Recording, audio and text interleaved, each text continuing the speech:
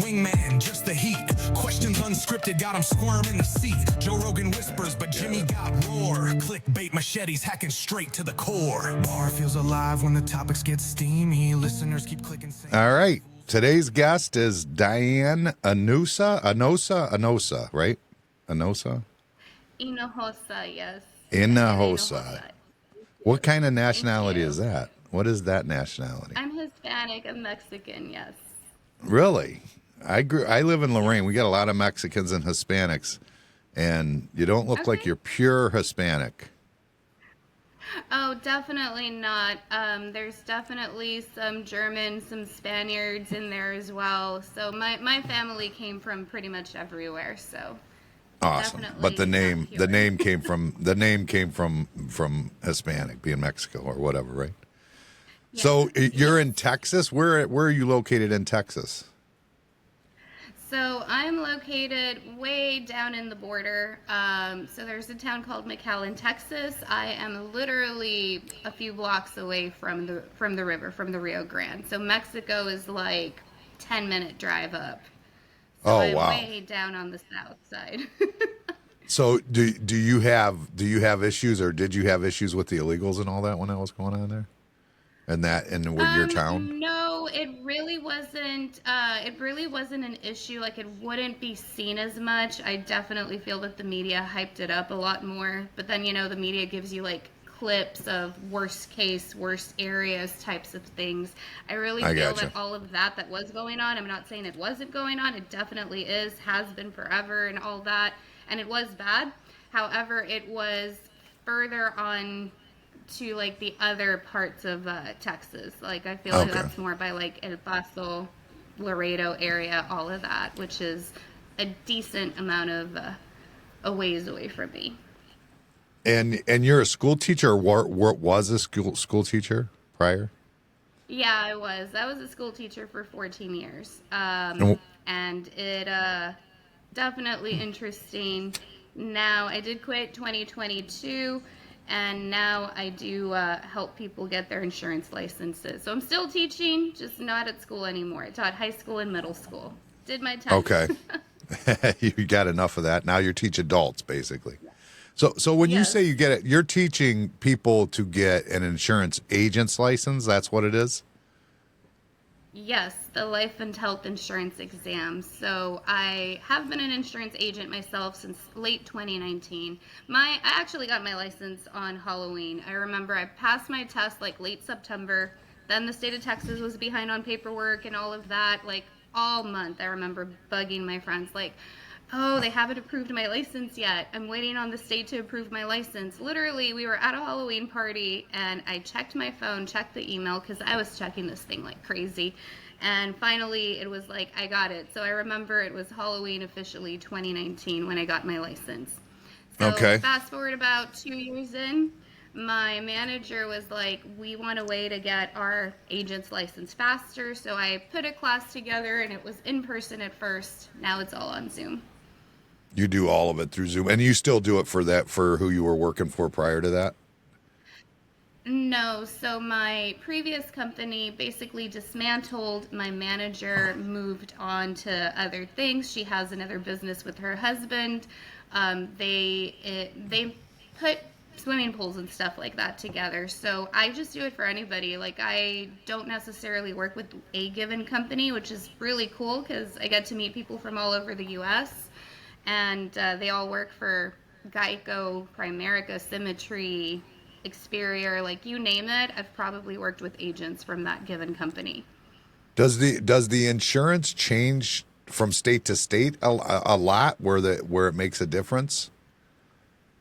No, so the cool thing is that there are very much standardized laws with like minor little details here and there from state to state. So like when somebody gets their insurance license, they have to get it in their home state.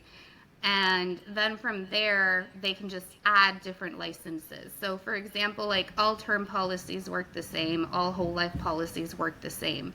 Now, when it comes to differences, let's say that Florida may allow something Texas doesn't, but it may just be a difference of like a time frame. So maybe getting a temporary insurance license, Florida allows 180 days. Texas now also allows the same time frame, but for a long time they only allowed it for 3 months versus 6. So little minor changes like that, but overall it's about the same. So it's Oh, easy okay. to be able to teach somebody from Florida versus California versus Texas, because for the most part it's all the same. So what made you think, okay, I'm going to go from doing it like in the classroom with the in person to like, I'm going to just put an online and you do them in Zoom, or it is Zoom. It's not in recordings that you just send them, or you're actually sit with them. So I pretty much do both. I do have an online course, so they can just buy it, log on, see the videos, and I break everything down so detailed. Like I've had people be like, I've used ChatGPT and I understand it when you tell me, and I still don't understand it with ChatGPT. And that just comes from teaching like 8th graders, I feel like, forever, having to break everything down bit by bit. Yeah, but eighth So graders don't listen to that you. No, they don't. Not always. Some of them did sometimes, but there was definitely a struggle. Oh my God. Yes, but I feel that that's kind of why I have it. I had it in the frame of mind. Like when I see something complex, I'm very good at breaking it down and being like, you don't need 30 steps, you need 4. There you go. That's all you need. I've always been good at that, and then I feel like, of course, practicing that during teaching and stuff makes this easier to do too, like being able to take a super complex insurance topic or whatever and breaking it down to where, like, I'm told all the time, I swear, I'm like, people are like, I did it with ChatGPT and I didn't get it. I listened to your explanation in a video, if it's a video, or we also do live classes. I meet with people live in my courses, Wednesday night, Saturday morning. But yeah, we're on Zoom, or we can just do a one-on-one. Like I've had people reach out to me on social media, be like, I just found you and my test is tomorrow. So we would like jump on a Zoom for like an hour or two, and then they go and they pass the test and whatnot. So that's really cool too, like little crash courses. And it's always fun when I have people that message me and tell me that they passed their test. And sometimes I've had people tell me that they failed it a couple of times, and I'm just like, what do we need to do to make you pass? And Right, it's right. awesome when they do that finally. That's cool. Is it tough? Is an insurance agent's license pretty tough to get? I mean, is that a tough? Does it? I mean, I'm not saying I don't. I've never done it. I have no clue what it is and what it's a pretty tough test to take. Then I assume. So the exam itself, what I tell people is that it is difficult, but it's not impossible. It's about learning like the little tricks. Like they'll put a question and then they'll put every single answer option the same, with the exception of one word that was in the past tense, and that one word makes it correct, and all the other identical phrases, maybe in the present tense, and change one little random thing. So once people know what to look for as far as the question setups and like the little tricks they put in there and stuff, it's super easy. But the test itself is not super difficult, but there's just so much information. So people find themselves super overwhelmed. And that's where I come in. So it's like they've got all this chunk of information, and I'm like, you're going to focus here, here, and here, and I need you to know this, this, and that here, this, and that from here, and I can get them to their passing score. I'm not looking for people to get hundreds. That's always what I tell them. A lot of times people freak themselves out. They're like, oh, I need to get 100. I need to know all this. I need to know. It's like, no, you need to know enough to pass. Right. Whether that's a 70 or 100, whatever, you get your license, And that's what I tell them too, because I have friends who've been like gone from one industry, go get their real estate license or anything else, or even in school. I'm like, you need a pass. I don't need you to get a perfect score. Yeah. Well, but people tend to want that, though. I mean, that's the nature of all of us. We wanna prove how smart we are. That's, or I was, Yeah. anyways. I think most people are that way. I believe, anyway. So So would when you say you're started, competitive? I'm sorry. yeah, I'm okay. Am I competitive? Yeah, probably. I would imagine. Yeah. I That's mean, I think awesome. that I think that most and I'm older. I'm 52 years old, so I think the men from my generation. That's just the nature of us. I think. I mean, it's not. It seems like it's dying off now, masculinity. But I mean, that the way we grew up, everything was a competition. You know, it's just how it was. But so so you decided to go online and start doing the courses. Have you gotten a lot of feedback and done a lot of teaching? Are you constantly teaching at this point? Yeah, so I have people that reach out to me all the time. I've got people joining my course, or sometimes they'll just buy an ebook or whatever. Lately, I've been noticing that people are opting for the ebooks and my like online resources and stuff. But with my class, I have like a decent flow of people coming in where I like it, but it's also not overwhelming. It's not like a whole lot of people, because it'll be like 5 to 10 per group, and it's like a group session Wednesday nights and Saturday nights, and then they go and they pass their test, and like a week later somebody else will come in, or 2 other people will come in and they'll find me. But it's crazy because a lot of the times when people find me lately, I've been noticing that they're just like, I just want to like study the day or two before the test. Okay, we're going to jump in and do like an hour or two like right before your test or whatever, and get that information in. And then they go and they pass. So yeah, at this point, that's literally just what I do for the most part. And it's awesome, because for me, going from, being a teacher, having to wake up at like 6 in the morning, going straight to school, coming out at like 4:30, and sometimes not even coming out at 4:30, because you got to stay after school, do a lot of stuff that you don't do during the workday, and just not having that time freedom to now being able to wake up and being like, oh, it's like 8:30, I can go back to sleep for an hour or whatever. That for me is like the best thing, I feel like. So if I wanted to get an insurance license, would I reach out to you, or would I reach out to someone else, and then I would have to contact you after the fact to learn it? Or, I mean, do you point people in that direction also, like what they need to do to actually get set up? Yeah, so if somebody, like, let's say you don't have a company, you're not sure like how to go about it, definitely setting up a time to chat with me. I would be able to tell you, okay, these are the companies that are good, these are some of like the information, and I would be able to help you get started and help you get like a contract and everything to get you to take your exam. The benefit of going through me like that would be that, depending on the state, there are 22 states that don't require a specific state approved license. So if you're in that state and you're going to be in my group of people and my agents, I'll plug you into my class, get you licensed within 2 weeks. Then once you get licensed with the company and all of that, get past your test, then we'll get you to start writing business. So honestly, somebody could start in like about a month. That's the ideal time frame. So when they start studying with me, I'll get them signed up, get them their contracts and all of that. And then I will plug them into my class, get them the study material they need. 2 weeks in, my ideal time frame for them is going to be pass your test. And I have a really high success rate of getting people done in and out and done in 2 weeks, which is why other agencies also look for me. But that way they're writing, working, getting business, because a lot of the times, as you know, being an insurance agent, it's commission based. So if somebody's studying for a month, 2 months, they're just going to stay studying. They're not going to be motivated. They're going to eventually lose interest and not even get their license. So that's what I always tell them, and I put that like time limit. So the process would be, we'll sit down, I'll give you some information. If you said, yeah, let me become an agent, I'll get you into class, get you the study material you need within 2 weeks, preferably. Sometimes people are like, oh, I have a business, or I have this is part-time gig, whatever. Okay, within 4 weeks, we'll get you to take your test, pass the test, contracted and working within that month. Again, ideal time frame, a month and a half would be like stretching it a little bit.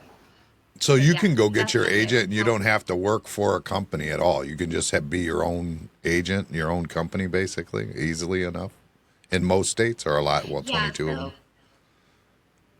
So not that you don't have to go through an agency or an organization. So they're called IMOs or FMOs in the insurance agent or industry. So we do have to go through an FMO or an IMO to become a broker, and that would be basically where I've got my state license. And then from there, we can start contacting, if somebody wanted to go completely independent, right? They can contact Mutual of Omaha, for example, National Life Group, whatever carrier they chose or wanted to work with. Sign a direct contract. That would be one level. But if somebody wanted to contact and say sell for both of those or more than that, then we would go through an IMO, and that is where I can help them get started and get contracts. So what I meant was that when it comes to testing for the actual insurance license, there are companies that offer like the courses like I do, right? And some of the states require them to be state approved. And some states are like, it's okay, just go grab your book, go grab your study course, whatever you want to study with, and then come and sign up and register for the test. So that is the one thing too that I discuss with people. So depending on your given state, number one, do you need to do a state approved course to take your license, your exam? Or is your state one of the ones that says, just go study and come sign up and take it when you'd like? Is that something you have planned in your future, is to try and make sure you have a state approved course in each state? Yes, definitely. Do you still sell insurance or no? Do you just do this? Yes. Yeah, I do. I do still sell insurance. I have my licenses. I sell health and life. Those are the two I've been working on for a while. And this is actually my first Medicare season. So I'm excited for that, and I'm working on Medicare. And we're going to see how that goes at this point. I'm still learning, but yes, I am an active agent as well. Wow. And well, with Medicare now too, we've got all the issues with, we don't know what they're going to do with the government. So you don't even know what's going to happen in January, right? I With the know, shutdown or exciting whatever they got going times. on. Yeah. Interesting. Oh my gosh, yes. I hope that ends soon. It's so crazy. The government shutdown. I've been following it here and there. It's a lot. It's a lot that's getting affected. Yeah, and it's going to affect insurance at some point, regardless, one way or the other. That's the whole. But Yeah. yeah, that's so Yeah. okay. I get. I think I'm catching what you're doing here, and it's been good for you. You've had a lot of success with it. And if people Yes, want to I do do. anything, if they go ahead, go. I'm sorry. Go ahead. Oh no, I'm sorry. Go ahead. People want I to was just what? going to say, give somebody some information on how to get in touch with you so that they can talk to you or reach out if they are interested in becoming an agent.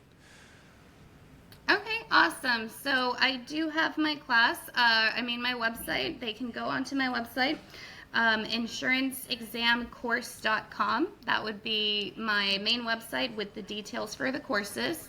And then you can find me on YouTube and TikTok, guys, as the Insurance Exam Teacher. So definitely feel free to get some information. Go onto my YouTube, watch the videos. I go into the life of an insurance agent, into the topics for the insurance exam. Feel free to watch a couple of the videos. Of course, all of the descriptions in the videos have how to contact me, how to set up a free 15-minute chat with me. We'll get on a one-on-one Zoom, talk about the details, discuss all that information. And again, that's on TikTok and on YouTube as well. Nice. TikTok, YouTube. Them are the ways to go. Everybody's on TikTok and YouTube. You don't have a Facebook page? I do. It would be Diana Hinjosa. I don't have it. Okay, I do have an insurance exam teacher Facebook page. I need to go in and update some stuff. But yes, you can find me on Facebook too, Diana Hinjosa, and all of my stuff on YouTube and TikTok do link to that Facebook as well. Oh, okay. All right. Awesome. Yeah, that's awesome. Everybody seems to use any types of social media at all. I'm trying to see if I can pull up your webpage right now. I'm seeing if I can get it to come up. I'm not having any luck over here, though. Insuranceexam.com, you said? No. Insurance exam course. Oh, exam course. That's probably why I'm not putting the course part in. Yeah. Okay. There we go. That sounds better.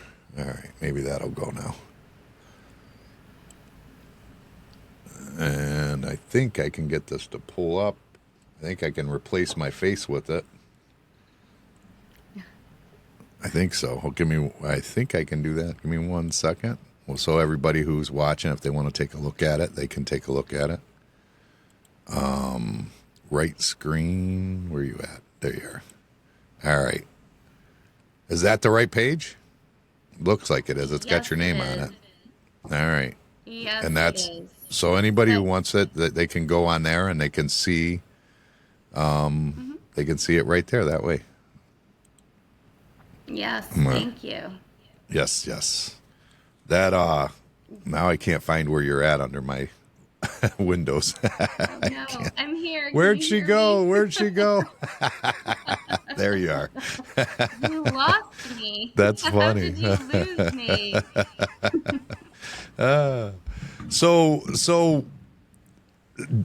So are you licensed in any states at this time?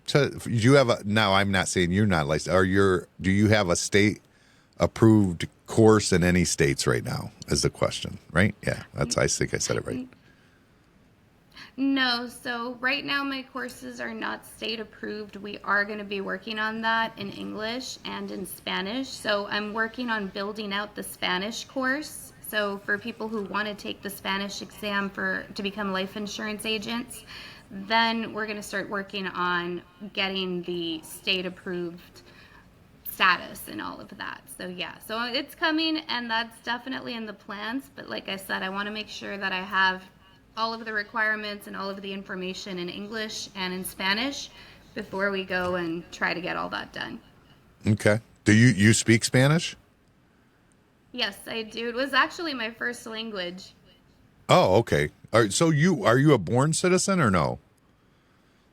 Yeah, I was born in the U.S., Oh, but okay. all of my dad's family is in Mexico. So we would go, like I said, I'm like literally on the border. So every weekend we would go and come to and from Mexico.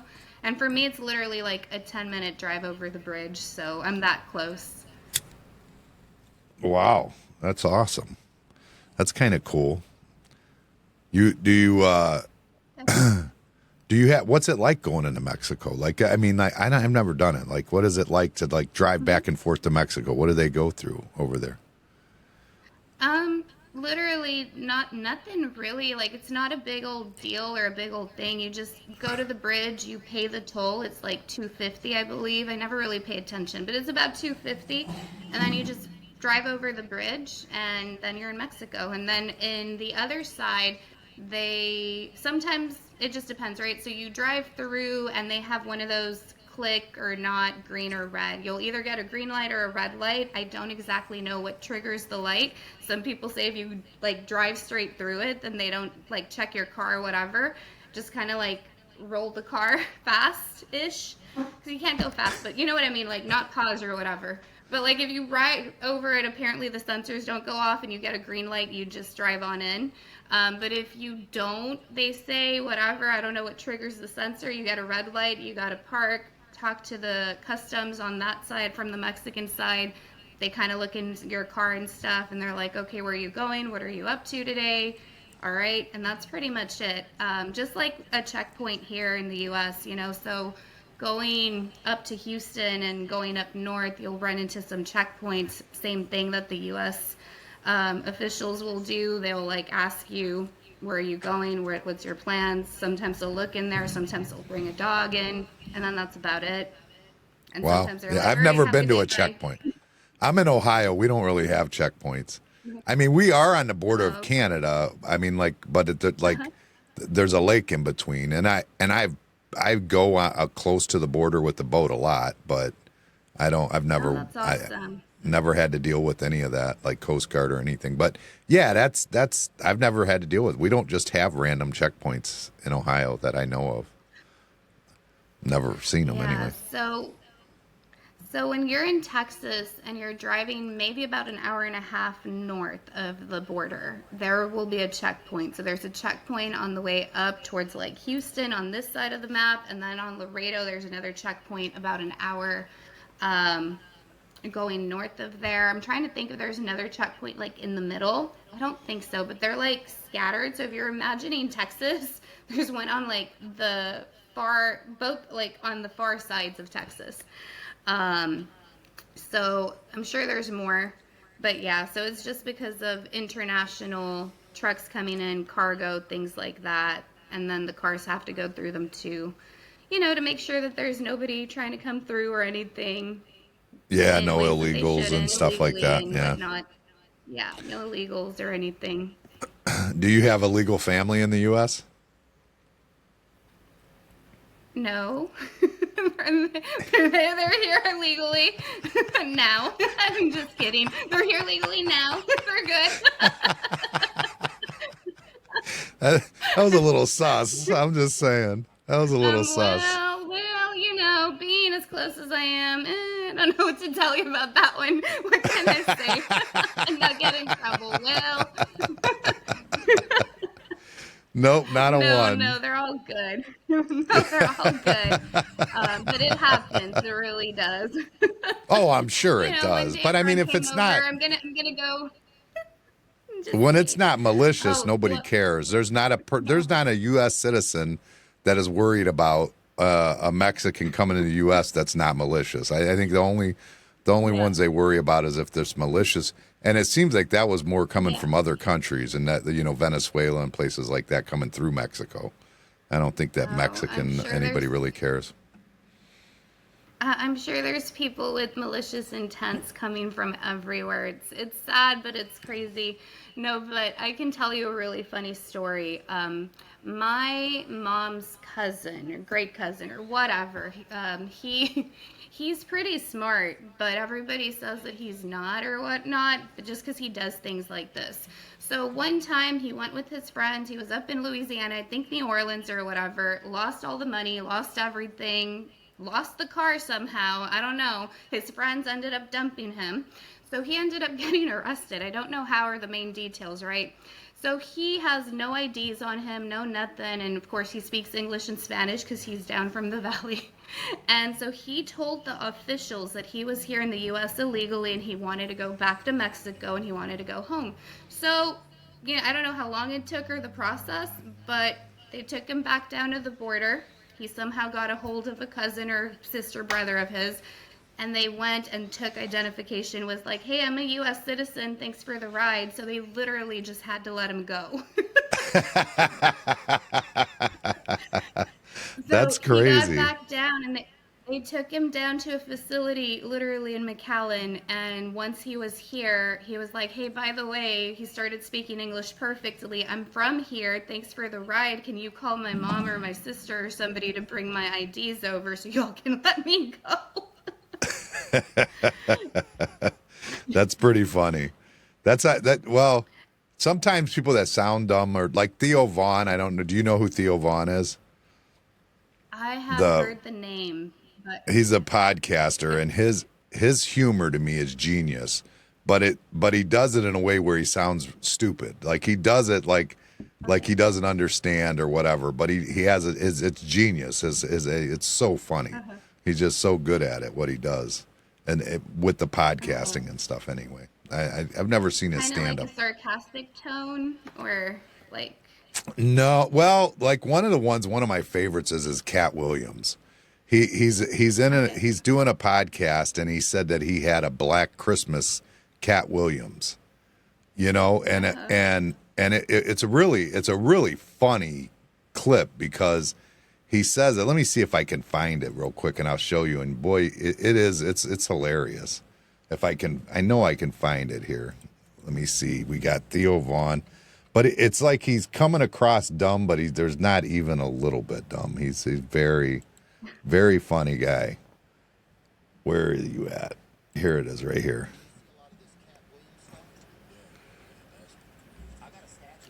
So the name does sound familiar. When you can pull it up, I'll be able to say, oh yeah, I've seen him or, or no, maybe I probably have it.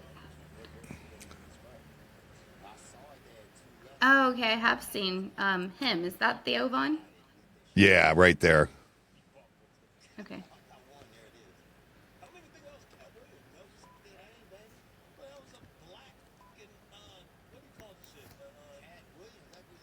I can barely hear it, but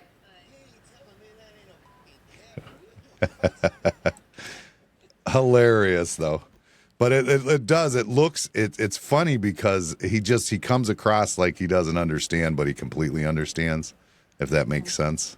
But yeah, that's his yeah, humor. But so definitely. sometimes your humor can be if you're funny enough, you could play it off the right way, and it's even funnier. Or if you're smart enough, I Yeah. should say. So I don't know Yeah, where that came from. I understand. No, yeah, no, I understand what that's like. It's like you're playing dumb, but you're really not, and you're kind of just playing the role or the scenario. It's yeah. No, I So love it when what? people can pull that off. So what's the worst thing that's happened like went to your online classes so far? Have any nightmare stories? Not for my insurance exam course. So, I mean, no, I can tell you some COVID when I was teaching stories, but as far as my online course, I wouldn't say there's anything really bad that happens.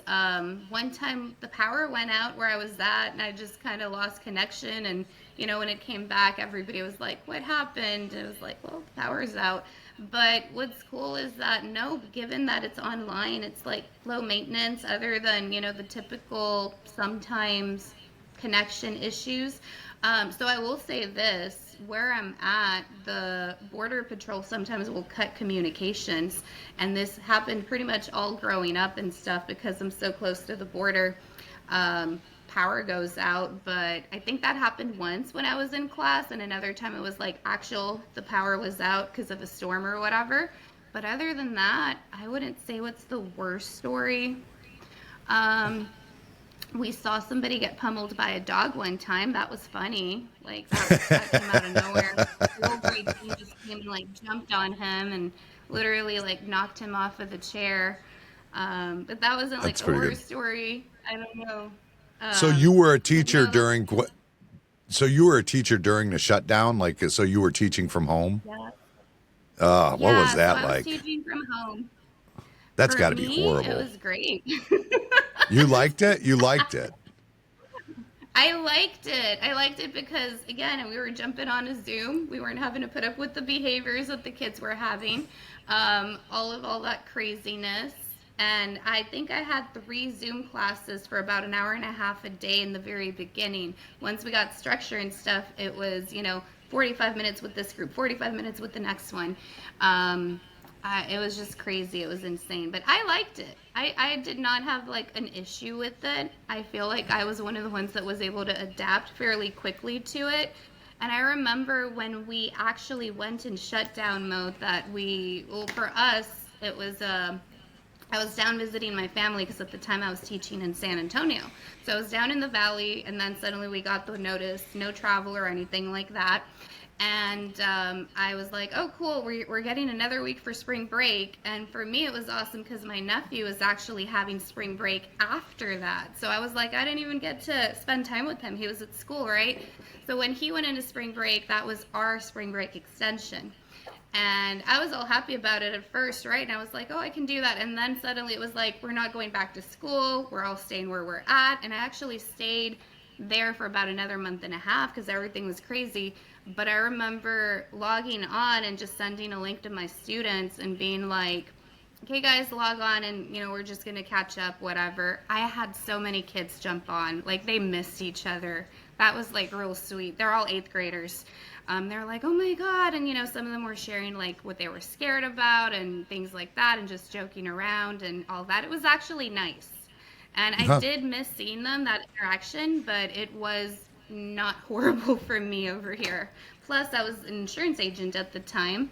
So it was like I was getting to do class and then I'd do some calls and then I'd do some sales and whatever. So for me, I was like, okay, but yeah, I'm sorry I cut you off. Oh, you're okay. No, you're good. Hold on one second. You got a bill? Okay. You get me the bill. Yeah, hand it to me. I'll give it.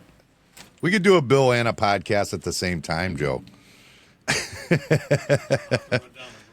I got the fish guy here in front. Well, I don't need a bill. I just need an amount. What do you mean? I've got the fish guys here. We've got Joe Bennett showed up. He needs paid. He dropped me off some Lake Erie perch. You guys down in Texas don't know nothing about that. That's a Lake Erie yellow perch is phenomenal. You know, that's gold around here. Yeah, that's our gold around here.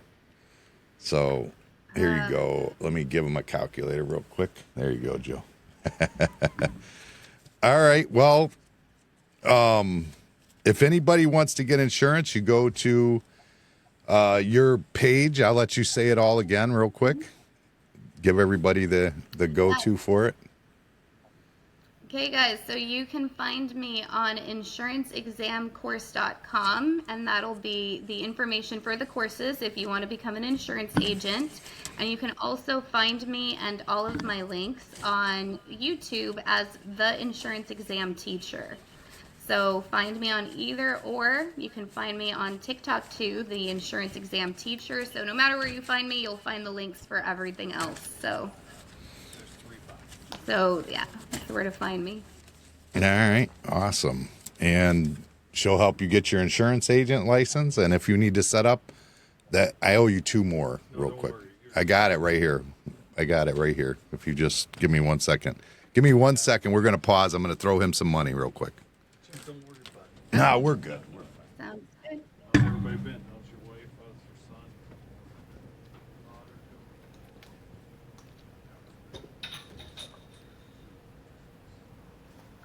your son? Oh. All right, Joe. Will do. Hey, here, take a sticker for your truck. Yeah, Take a window cling of the Madhouse Bar Talk. I like that sticker. I saw you post it.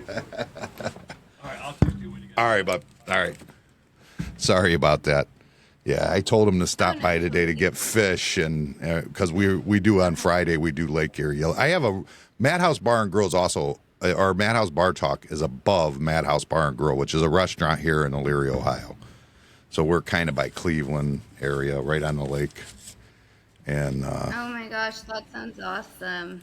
I love It's not. seafood, so already. well, seafood's awesome, but it's a pretty run down town. We're an old mill town. Like we had Ford plant and steel mill, and it's just all gone. And now they're trying to figure out how to rediscover themselves at this point. You know what I mean? It's just a lot of depression around these parts, really. Sadly, because it's got everything. It's got rivers and lakes, and it's beautiful. So is there like a big tourism area to where like people go boating, things like that?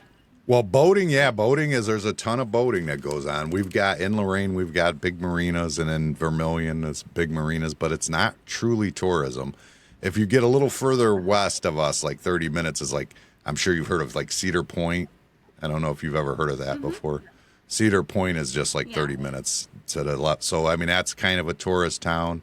And then Cleveland's 30 minutes the other way. So, I mean, Cleveland's not really, I mean, they have a little tourism, I guess, not a bunch. So, not a whole lot of attractions to bring you here, you know, that type of stuff. But they're working on it. They're trying to bring some stuff.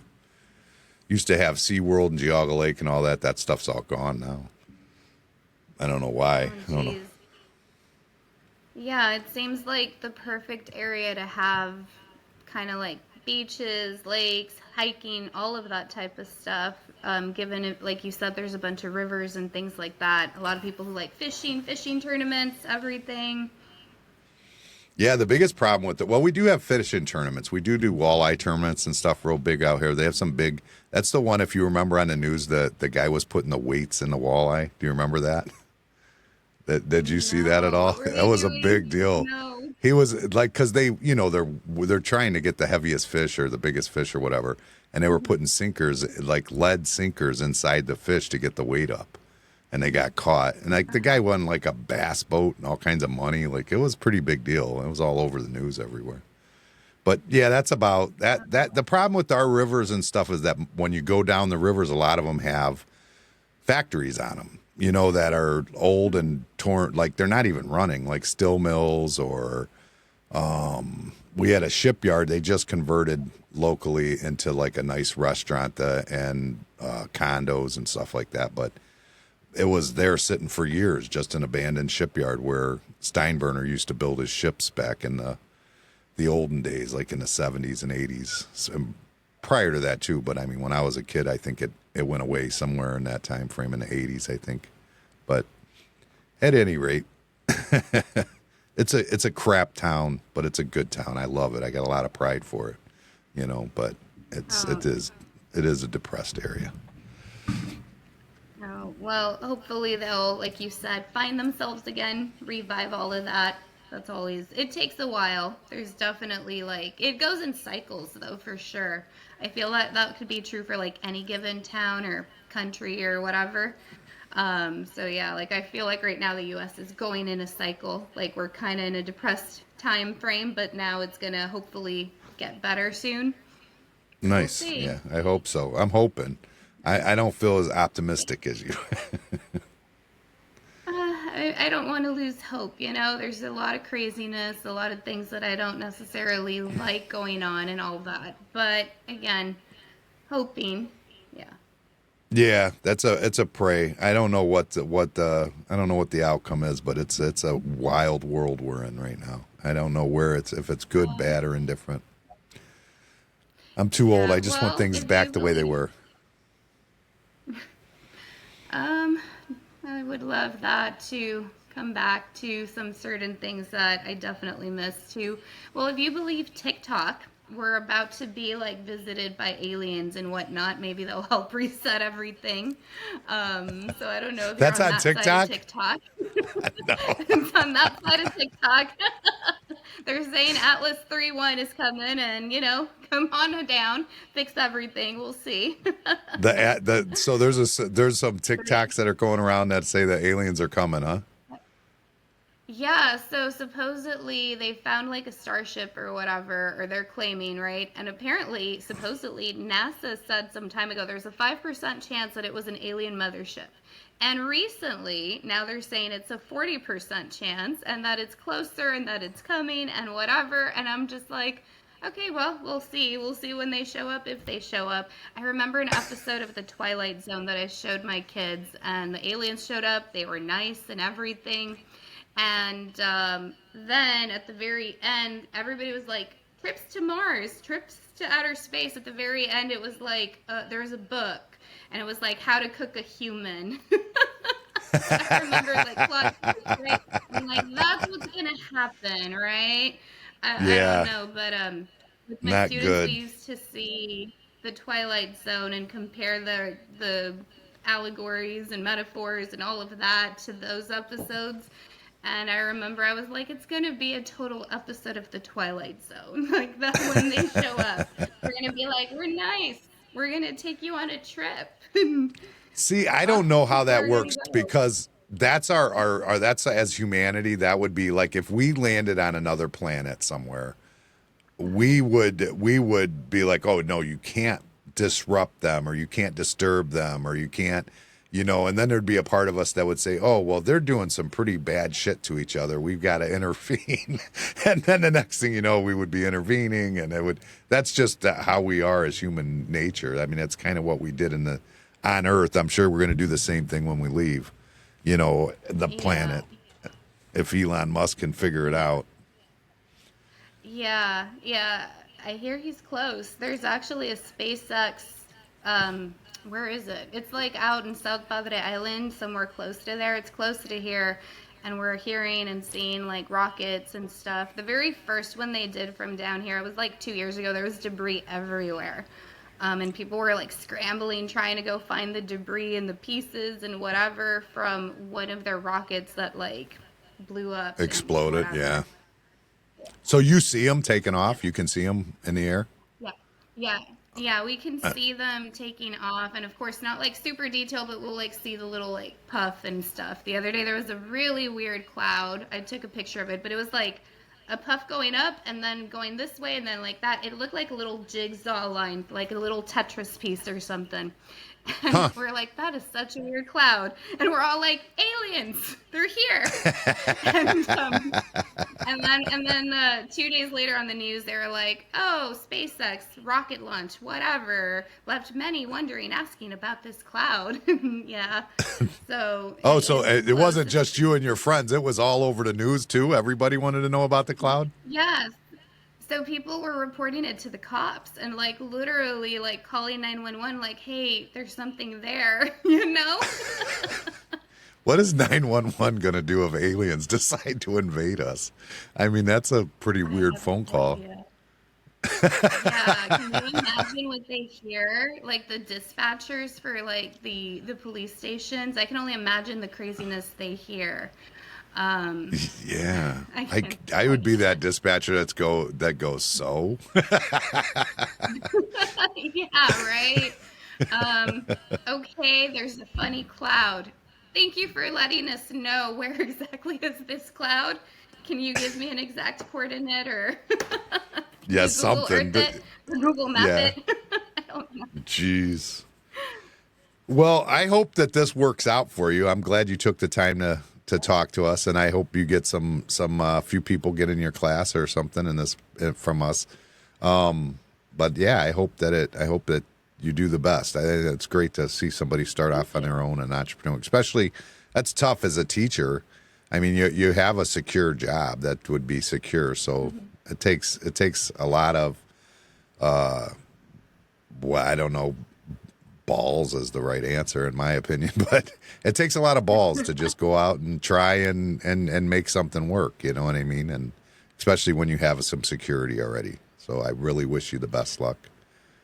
And I thank you for coming on today. Thank you so much. Yes, Let thank everybody you know for one more having me. time. Will you let everybody know one more time where they can get a hold of you? Yes, definitely. Okay, guys, y'all can find me on YouTube, The Insurance Exam Teacher. You can also find me on TikTok as The Insurance Exam Teacher. And from there, you will find my Facebook and everything else for my links, my resources. And if you are studying for the insurance exam, feel free to reach out, set up a time to chat with me. All right. Thank you for coming on. I appreciate it. We're out. Thank you.